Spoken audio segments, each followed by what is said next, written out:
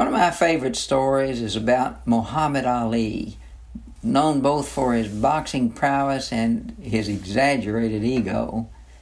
Reportedly, he once boarded an airplane and was told by the flight attendant to buckle his seatbelt. And Ali responded, "I'm Superman, and Superman don't need no seatbelt." To which the attendant said, "Superman don't need no airplane."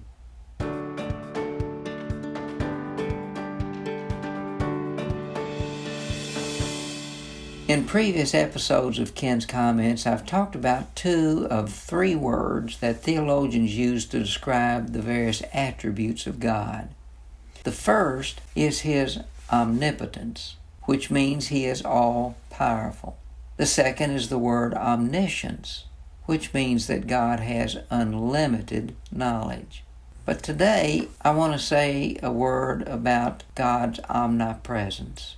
That word means that God is present everywhere.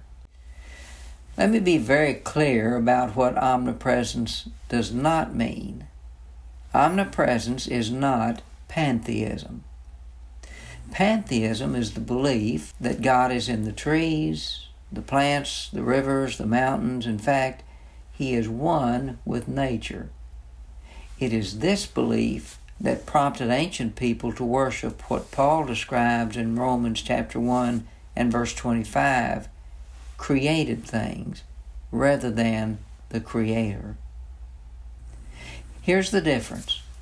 Pantheism, which is often associated with what is called the New Age spirituality, is the belief that God is everything, whereas omnipresence is the belief that God is everywhere.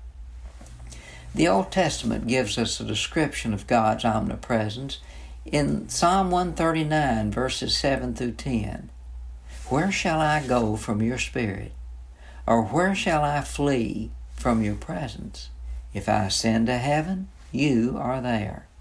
If I make my bed in Sheol, you are there.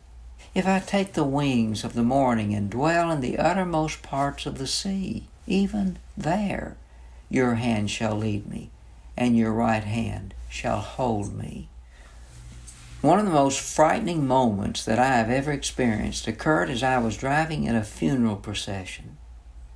Just as the procession approached a busy intersection, a speeding driver rammed into the side of my car, causing my head to hit the window with such impact as to crack the glass. And at that precise moment, and for several hours as I lay in the emergency room, I suffered amnesia. Not only did I not know what had happened, nothing I saw was recognizable to me. I felt completely alone. Strangely, the only thing that I seemed to know was that God was there. It's hard to put into words, but I definitely sense the presence of God. You know, today many of us are experiencing a bit of disorientation in our own lives as a result of the COVID-19 pandemic. It has left many people feeling as if God is nowhere to be found, that maybe God has abandoned us. The truth is, God neither has not nor can He abandon us and still be God. Why? Because one of the essential attributes of God is His omnipresence. Do you realize that means, even facing the bewildering times we're all going through, we're not alone, because God is everywhere? That's something to consider.